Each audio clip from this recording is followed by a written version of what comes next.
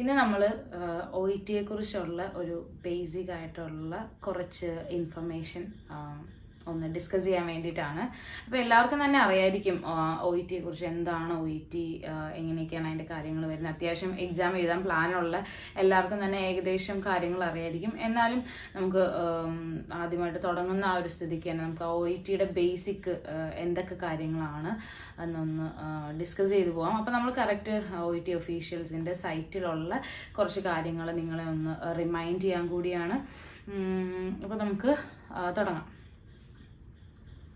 ആദ്യം തന്നെ നമുക്ക് OET എന്താണ് OET, അതായത് ഒക്യുപ്പേഷണൽ ഇംഗ്ലീഷ് ടെസ്റ്റ് എന്നാണ് OETനെ പറയുന്നത്.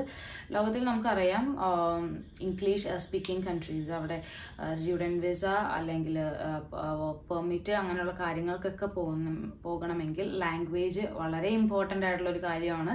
അപ്പോൾ ലാംഗ്വേജ് ക്രൈറ്റീരിയ മീറ്റ് ചെയ്യണമെങ്കിൽ നമ്മൾ ഇതുപോലത്തെ ഇംഗ്ലീഷ് എക്സാംസ് പാസ്സാവണം. അപ്പോൾ ഓരോ കൺട്രീസിനും ഓരോ റെഗുലേറ്ററി ബോഡീസ് ആയിരിക്കും അവർ തീരുമാനിക്കുന്ന എക്സാംസ്. അപ്പോൾ അവർ അലോ ചെയ്യുന്ന എക്സാംസ് ആണ് നമ്മൾ എഴുതി പാസ്സാവേണ്ടത്. അപ്പം നമുക്കറിയാം ലോകത്തിൽ ഒത്തിരി ഇംഗ്ലീഷ് എക്സാംസ് ഉണ്ട്. അതിൽ ഒരു എക്സാമാണ്, ഒരു പ്രിലിമിനറി ഇംഗ്ലീഷ് ടെസ്റ്റാണ് OET എന്ന് പറയുന്നത്. ഒക്യുപ്പേഷണൽ ഇംഗ്ലീഷ് ടെസ്റ്റ് എന്നാണ് അതിൻ്റെ ഫുൾ ഫോം. ഇനി OETയിൽ എന്തൊക്കെ കാര്യങ്ങളാണ് വരുന്നത് എന്ന് നമുക്ക് രണ്ടാമതായിട്ട് നോക്കാം. നമുക്ക് കോമൺ ആയിട്ട് എല്ലാവർക്കും അറിയാം, മറ്റുള്ള ലാംഗ്വേജ് ടെസ്റ്റുകളെ പോലെ തന്നെ 4 മൊഡ്യൂൾസ് തന്നെയാണ് നമുക്ക് OETയിലും വരുന്നത്. ആദ്യമേ തന്നെ ലിസണിങ് എന്ന് പറയുമ്പം നമ്മുടെ ഒരു കേട്ട് ആ ഒരു കാര്യങ്ങൾ മനസ്സിലാക്കാനുള്ള കഴിവ് അസസ് ചെയ്യുന്ന ഒരു മൊഡ്യൂളാണ്. 4 സബ്ജക്ട്സ് അങ്ങനെ വേണമെങ്കിൽ പറയാം. 4 സബ്ജക്ട്സ്, അതിനെ നമ്മൾ മൊഡ്യൂൾസ് എന്നാണ് പറയുക. അപ്പോൾ ലിസണിങ് മൊഡ്യൂളിൽ ഈ ഒരു ലിസണിങ് അത് നമുക്ക് ആ ഒരു മിനിമം കമ്മ്യൂണിക്കേഷൻ നടത്താനുള്ളൊരു കഴിവുണ്ടോ എന്നവർ അസസ് ചെയ്യുന്നതാണ്. നെക്സ്റ്റ് മൊഡ്യൂൾ എന്ന് പറയുന്നത് റീഡിംഗ് ആണ്. റീഡിംഗ് എന്ന് പറയുമ്പം നമ്മൾ വായിച്ച് മനസ്സിലാക്കി ആ ഒരു കമ്മ്യൂണിക്കേഷൻ പ്രോപ്പർ ആക്കാനുള്ള കഴിവ്, നമ്മുടെ ആ ഒരു സ്കില്ല് അസസ് ചെയ്യുന്ന മൊഡ്യൂളാണ്. And the third one is writing എന്ന് പറയുമ്പം നമ്മുടെ എഴുതി പിടിപ്പിക്കാനുള്ള ആ ഒരു skill.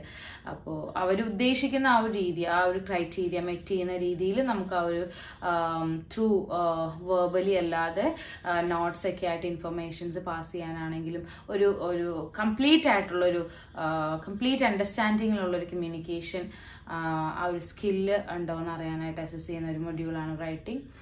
And the fourth one like speaking ആണ്. സ്പീക്കിംഗ് നമുക്കറിയാം, മറ്റൊരാളോട് കമ്മ്യൂണിക്കേറ്റ് ചെയ്യണമെങ്കിൽ എന്തായാലും നമ്മൾ സംസാരിക്കണം. അപ്പോൾ ആ ഒരു സ്കില്ലും അസസ് ചെയ്യുന്നതാണ്. അങ്ങനെ 4 മൊഡ്യൂൾസ് ആണ് വരിക: listening, reading, writing and speaking.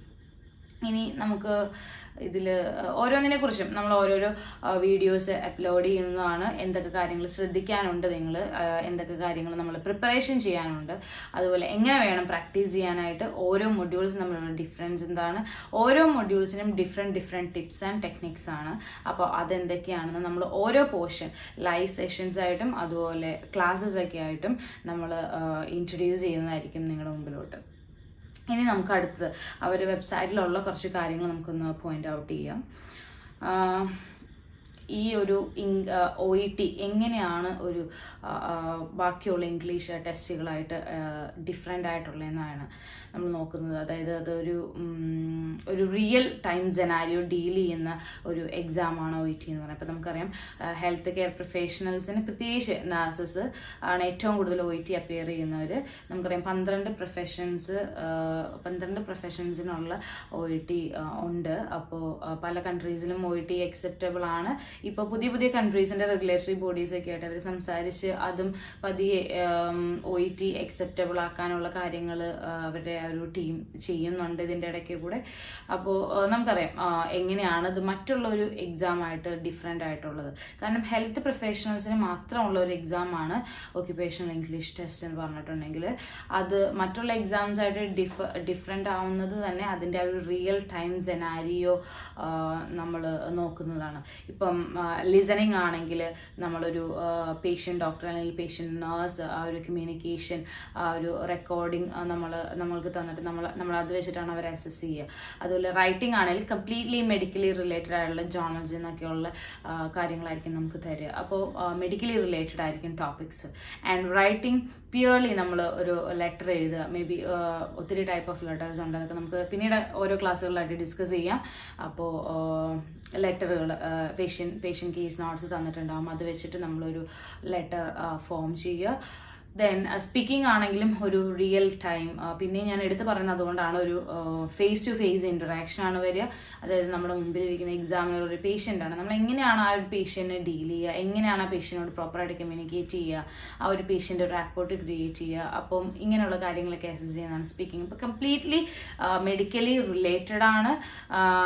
ഇത് തന്നെയാണ് OETയുടെ മറ്റുള്ള ഇംഗ്ലീഷ് എക്സാംസുമായിട്ടുള്ള ഏറ്റവും വലിയ ഡിഫറൻസും.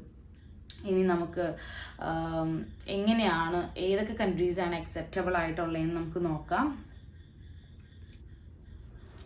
അവരുടെ OET ഒഫീഷ്യൽസിൻ്റെ സൈറ്റിൽ തന്നെ അവർ ക്ലിയർ ആയിട്ട് കൊടുത്തിട്ടുണ്ട്. ഞാനൊന്ന് വായിക്കാം. UK, Ireland, Australia, New Zealand, Namibia, Singapore and Dubai for registration in 12 healthcare professionals. So 12 health care professions ഇത്രയും കൺട്രീസിലോട്ട് OET അക്സെപ്റ്റബിൾ ആണ്. നമുക്കറിയാം ഭയങ്കര കോമൺ ആയിട്ട് നമ്മൾ മൈഗ്രേറ്റ് ചെയ്യുന്ന കൺട്രീസാണ് UK, അയർലൻഡ്, ന്യൂസിലാൻഡ് ഒക്കെ തുടങ്ങിയ കൺട്രീസ്. അപ്പം നമുക്കറിയാം. അതുപോലെ തന്നെ OET നിങ്ങൾക്ക് ഇപ്പം എക്സാം അപ്ലൈ ചെയ്യണമെന്നുണ്ടെങ്കിൽ നിങ്ങൾക്ക് OET ഒഫീഷ്യൽ വെബ്സൈറ്റിൽ നിങ്ങളുടെ ഒരു പ്രൊഫൈൽ ക്രിയേറ്റ് ചെയ്യുക, അതിൽ ബുക്ക് മൈ എക്സാം കൊടുത്ത് നിങ്ങൾക്ക് എക്സാം ബുക്ക് ചെയ്യാൻ പറ്റും. അപ്പം മാസത്തിൽ 2 എക്സാമാണ് OET ഉണ്ടാവുക. അപ്പോൾ നിങ്ങൾക്ക് ഏതെങ്കിലും ഒരു ഡേറ്റ് അവൈലബിൾ ആയിട്ടുള്ള നെക്സ്റ്റ് ഓപ്പൺ ആയിട്ടുള്ള ഡേറ്റ് ഏതാണോ അത് നോക്കി നിങ്ങൾക്ക് ബുക്ക് ചെയ്യാം. ഇനി നിങ്ങൾക്ക് ഫീസ് എത്ര രൂപയാണ് ഏകദേശം ഒരു പ്രാവശ്യം OET എക്സാം എഴുതാനായിട്ട്? അത് $587 ആണ് പറയുന്നത്. അപ്പോൾ ഓസ്ട്രേലിയൻ ഡോളറാണ്, $587 അപ്പോൾ നമ്മുടെ ഇന്ത്യൻ മണി വാല്യൂ ഒരു വ്യത്യാസം, ചില വ്യത്യാസങ്ങളൊക്കെ ഉണ്ടാവും ഓരോ ദിവസവും. അതുപോലെ അതിൻ്റെ കൂടെ ഒരു ഫോറിൻ കറൻസി എക്സ്ചേഞ്ച് ഫീസും കൂടെ ആഡപ്പ് ആയിട്ടായിരിക്കും നിങ്ങളുടെ എക്സാം ഫീസ് വരുന്നത്. നിയർലി ഒരു 34 to 36 അല്ലെങ്കിൽ 32 to 34 ആ ഒരു റേഞ്ചിലായിരിക്കും നിങ്ങളുടെ എക്സാം ഫീസ് ഉണ്ടാവുക. 34 to 35,000 ആണ് കേട്ടോ. അത്രയും 30,000 to 35,000 രൂപ ആ റേഞ്ചാണ് ഒരു പ്രാവശ്യം OET എക്സാം എഴുതാനായിട്ട് നമ്മൾ അടയ്ക്കേണ്ട ഫീസ്.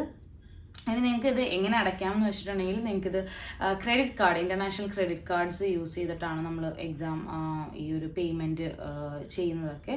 അപ്പോൾ ഇനി ഇതിനെക്കുറിച്ച് OETക്ക് വേണ്ടി പ്രിപ്പയർ ആവാൻ ഒരു പ്രിപ്പറേഷൻ സ്റ്റാർട്ട് ചെയ്തിട്ടോ ഉള്ളവരോ ഇതൊന്നും ശ്രദ്ധിക്കാത്തവരൊക്കെ ആണെങ്കിൽ ഇതൊക്കെ ഒന്ന് ശ്രദ്ധിക്കുക.